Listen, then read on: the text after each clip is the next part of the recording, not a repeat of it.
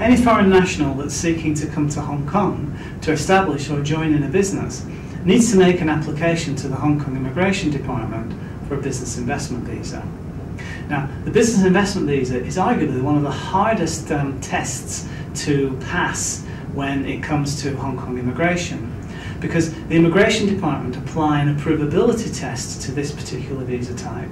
which means that you, as a foreign national wishing to live in Hong Kong to carry on that business, need to be able to demonstrate to the Immigration Department's satisfaction that you can make a substantial contribution to the economy of Hong Kong. Now, going about demonstrating that you can make a substantial contribution to the economy of Hong Kong means that in the context of your business plan, you need to be able to show, firstly, that you have the potential to create local employment opportunities. Not straight away, but certainly within the first 6 to 9 months, there's an expectation that at least one job will be created that will be available to local people.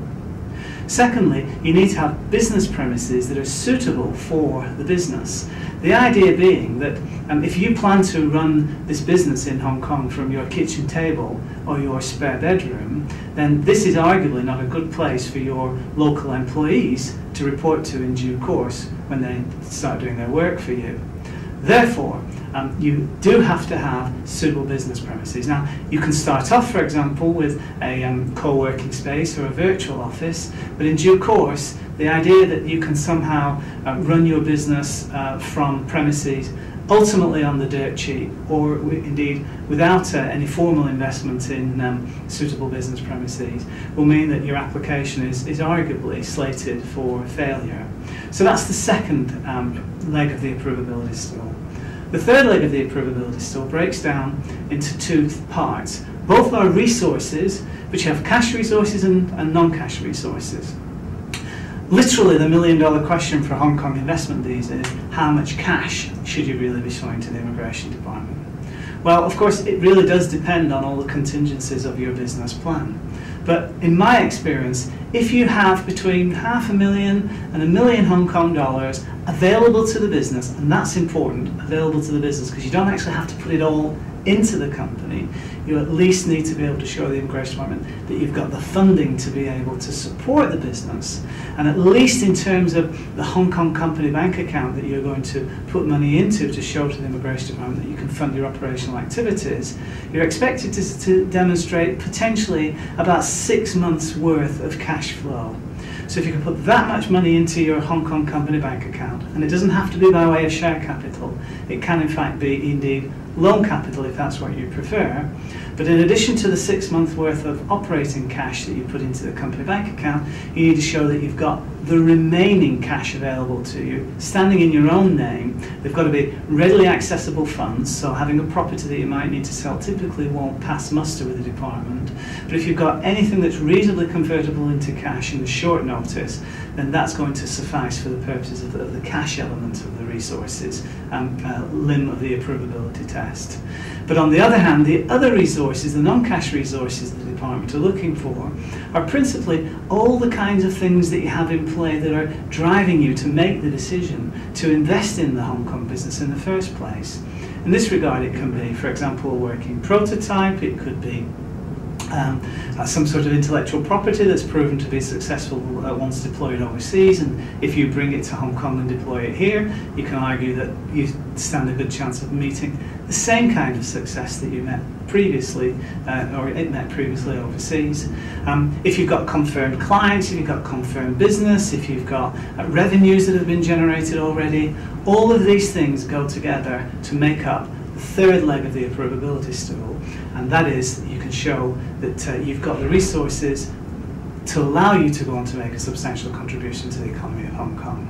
So if you've got all of those three things present and you submit an application to the Immigration Department, you'll find that the 4 to 6 months that it takes for the Immigration Department to consider your application and then give you the result on it affords you the time that you need to be able to create the new facts on the ground and be able to demonstrate that by the time the Immigration Department are ready to finalise your application, you are indeed making a substantial contribution to the economy of Hong Kong.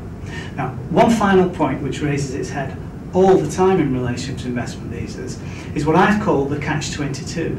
which is you come to Hong Kong as a visitor, you haven't got the permissions to join in this business, you make an application to the Immigration Department and you find that the Immigration Department are asking for things that suggest that you've already joined in this business, that you are in fact creating those new facts on the ground that the Immigration Department need to be able to be satisfied that you are able of actually making that substantial contribution to the economy of Hong Kong. So this is the catch-22. How can you on the one hand fulfill the requirements of the Immigration Department to show you can make a substantial contribution to the economy of Hong Kong, and how can you dovetail that into the reality on the other hand that you don't actually have the immigration status to be able to do that?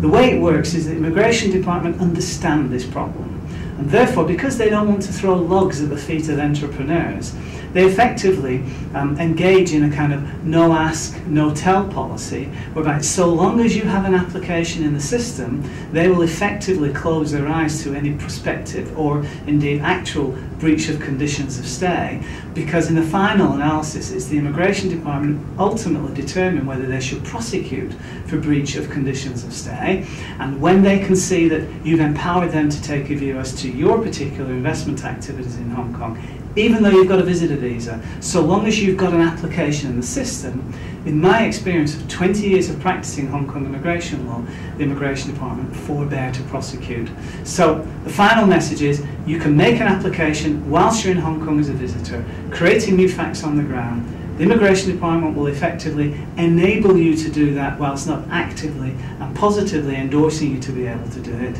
But once they've gone through the process of assessing your entire application and seeing the progress that you've made over the course of the 4 to 5 to 6 months that it takes for them to finalise the application, you'll get the approval that you're looking for. Finally, everything that you need in order to work efficiently and effectively and constructively on a Hong Kong investment visa application is available on our website 100% free of charge. You can find it at hongkongvisahandbook.com.